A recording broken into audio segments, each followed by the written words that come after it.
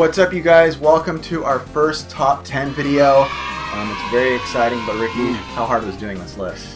Honestly, one of the hardest things I've had to do in a long time. Yeah, like we mentioned before, if you guys could think about it, if you're NES fanboys like we are, imagine coming up with your own top 10. And by the way, it sounds easier than it thinks. Actually, look at a list of every game and then try to do it. Yeah. But doing it between two people, it's not very easy. But we had fun doing it, and we're really excited to show you guys what we think. And I know a lot of you might disagree and think some are missing, but we feel the same way. Yeah. But yeah, if you don't like the list, leave us a list in the comments below of what you guys like. So here we go, our first top 10. Let's do it! Due to technical difficulties, most of this list will be read by Aaron. Number 10. Castlevania.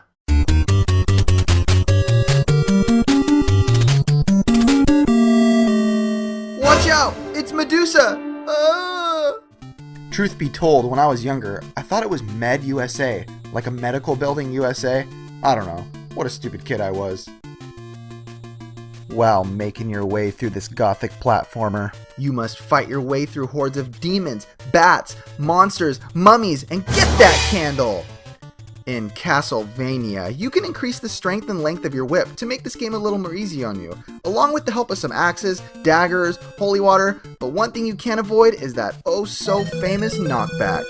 The atmosphere, the music, and the interestingly dark graphics is enough just to land itself on this top 10. I'm sure most of you have played all the newer Castlevania games, but I highly recommend you play this one if you have not, and to revisit it if it's been some time. The game was more enjoyable than I even remembered it being. Long live Simon Belmont. Number 9. Blaster Master.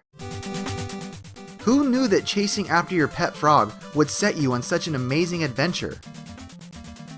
In Blaster Master, you start off the game in a car tank hybrid that is awesome. What makes this vehicle so great is the upgrades you can get in this game. Oh, and did I mention your vehicle can jump? There are 8 levels total, but you will not be beating these levels with any ease whatsoever. Much of the game involves you getting out of your vehicle to get to the next point in the game. The level layouts are superb and will keep you busy looking for which way to go next. Now, much of the draw for me in Blaster Master is its music. The tracks have this epicness to them that isn't too fast-paced, but they stick with you and make you feel as if you are a part of the game.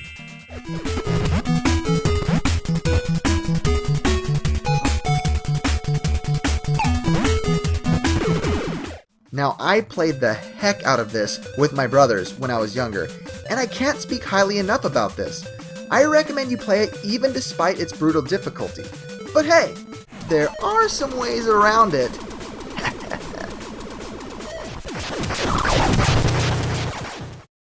Number 8. Ninja Gaiden. Gaiden. Who cares? Holy crap, look at those cutscenes. They look so ninja-like. Ninja Gaiden made you feel like a ninja from the start.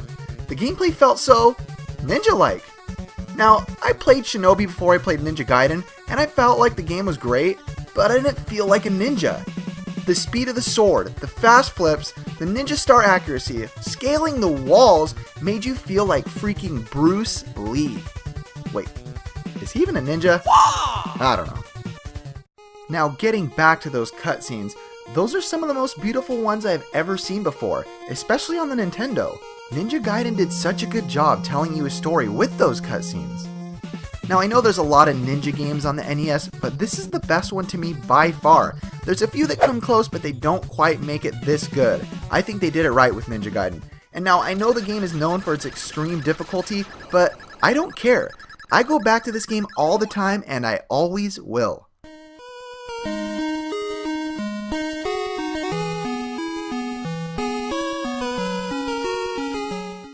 Number 7. Metroid. Metroid. When I first played this game as a young boy, I did not understand its brilliance, as I was used to the simple side-scrolling standards set for me by most of the linear games on the NES. When I put Metroid in a few years later, I was blown away by its uniqueness. the game is extremely non-linear, and in Metroid, exploring was a crucial step to beating the game. As the game starts, you know you are on a journey, not just a game you are going to simply run through. All the power-ups, the secret weapons, and the hidden gems were enough to send me back day in and day out. I feel the game's controls are great, they feel tight, and the music?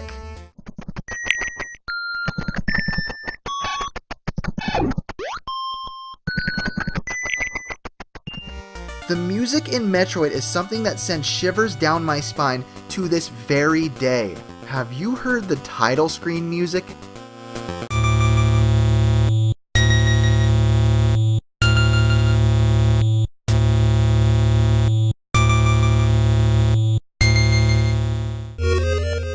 That is some of the most eerie I have ever heard. Metroid just felt different and had a darkness about it which I had never experienced before. And it easily sets this game in my top 10 NES games. The first time I saw Mother Brain, I peed my pants. Number 6. Bucky O'Hare.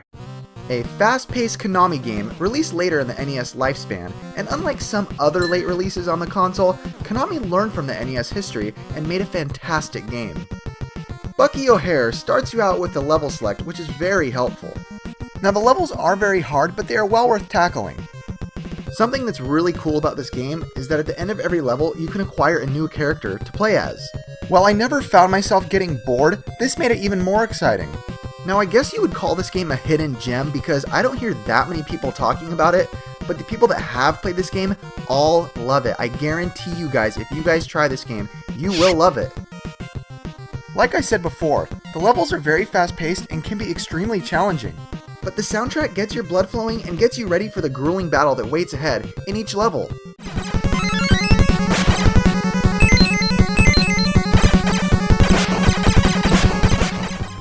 The gameplay's sorta like a Mega Man type game, which is a good thing. The controls are tight, thankfully, and the energy each stage brings will keep you from quitting.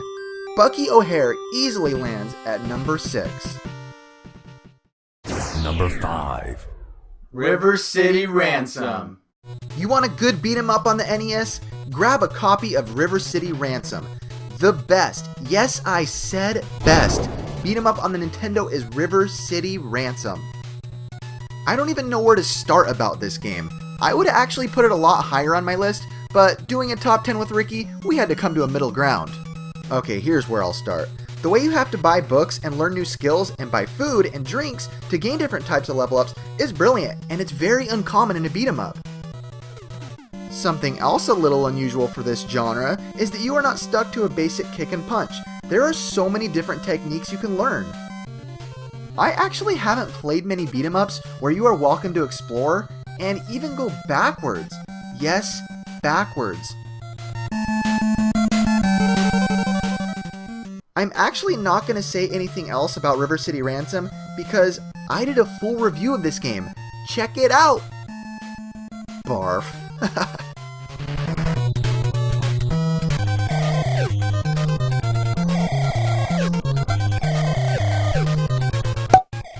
How did that make it past the censorship? And now the technical difficulties are over. Ricky is back. Number 4. Freaking Contra.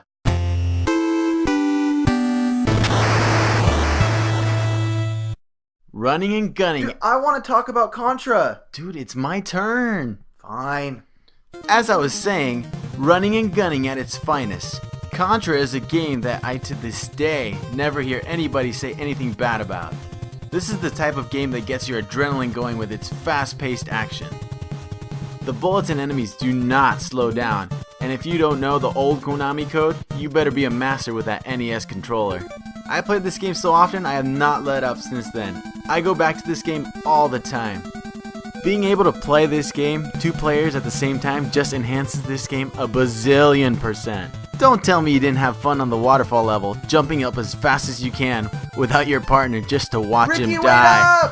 wait up! The weapon upgrades are fantastic, including the laser gun. And you know that when you hear that title screen music playing, you get all excited to get that spreader gun and kill some alien heart. Aw yeah. And in case you want to cheat and use the Konami code, here's Aaron to let you know how it goes. You hold R for 5 seconds and then you double tap L twice.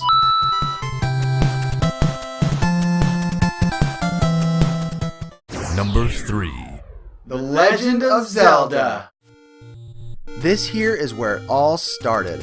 The Nintendo Entertainment System graced us with this game in 1986. I do not need to tell you guys the story of this game, because if you're watching this, you know The Legend of Zelda. From the second I put this cartridge in, I knew I was embarking on something great, something different, something special, and man was I right. The whole time I was playing, I felt like I was there. I was Link. I was searching for Zelda, scouring the dungeons to find her. At my young age, I was not used to everything this game brought to the table.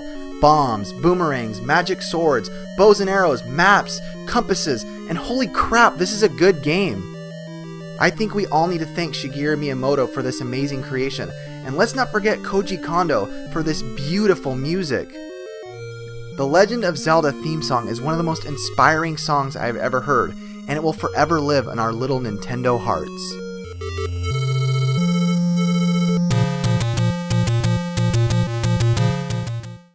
Number 2. Mega Man 2. Freaking Mega Man 2. I don't really care how many times you've played this. You know that when the game starts and you hear the music and the view starts panning up, you can feel the excitement coming at you.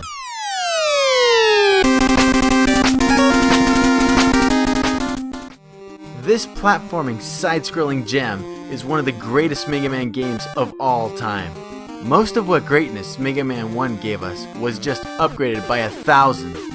I feel like we talk so much about music in our top 10, but I'm pretty sure it's part of the reason why they're so great. Every stage has its own unique song that seems to fit perfectly with every level. As they say in Mexico, this music is muy bueno. Choosing from what boss you want to tackle first and taking their power and finding out what power works best against each boss was rad. We know Mega Man 1 did it first, but 2 did it oh so much better.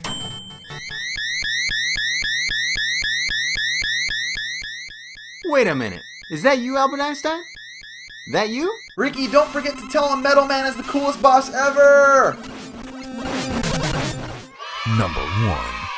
Super Mario Bros. 3. Dude, Super Mario Bros. 2. 3 is known as the best by everybody. Yeah, but 2 is like almost my favorite game of all time. 3 is awesome. I guess we could say Super Mario Bros. Twee! Now we fought over this for a long time. I personally find Super Mario Bros. 2 more enjoyable than 3. I love Super Mario Bros. 3, but I would have put it at my number 2 on the list. And I would put Super Mario Bros. 2 at number 2 on my list, so we had to tie them up. Super Mario Bros. 3, for me, is the definition of a good, no, great, no, perfect NES game. They did everything right in this game. The overworlds, the music, all the new power-ups, the minigames, and come on, Mario could fly. Whee! The game was so enjoyable and was fairly simple until you get to World 8. I hate World 8. Not only is this the best Mario game on the system, but many would say it is the best Mario game ever made. I know most of you agree with me on this one, so you're welcome. Another thing I like... My turn, Ricky. Give me the mic. Easy there, Ricky. Now for the real number 1. Now, I know there are many people that say, oh, Super Mario Bros. 2 isn't even a Mario game. It's a game called Doki Doki Panic that wasn't even supposed to be a Mario title. Well, guess what? See that title? It's Super Mario Bros. 2. I get all jittery just thinking about this game. I love that you could choose to play between 4 different characters. The game never got boring to me with the different worlds and crazy new bosses and enemies. The game also had a certain darkness to it that I just love. Super Mario Bros. 2 is near and dear to me, and I mean that. Out of all the games I've ever played in my entire life, this is the game that has the most memories for me. I spent most of my childhood playing this with my brothers. Oh, and spoiler alert, I found the ending to this game to be so amazing when I was a kid. The fact that Mario was sleeping seemed different to me and it didn't bother me, and I actually really enjoyed it. And to make it better, I really enjoyed the graphics. They were outstanding and they blew me away. I easily put this at my number 1 NES game of all time. And you want to know what? I would put this game in my top 3 favorite games of all time.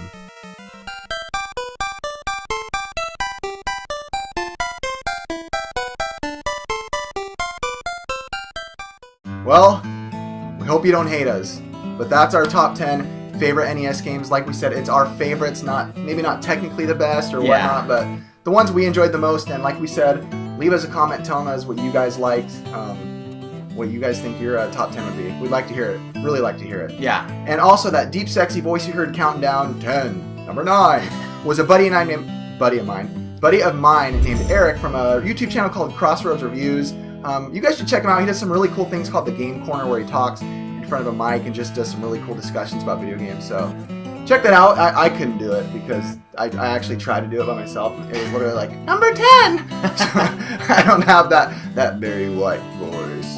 So that's it. Enjoy, whatever.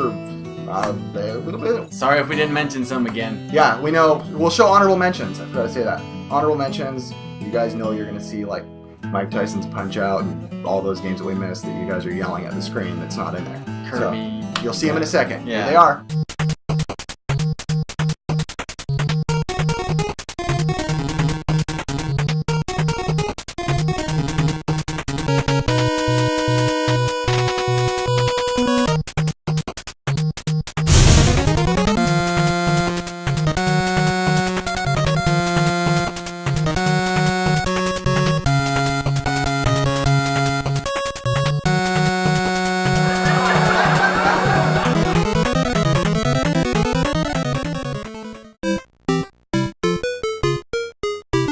On his leg or? In between his legs. Oh. It's a boy.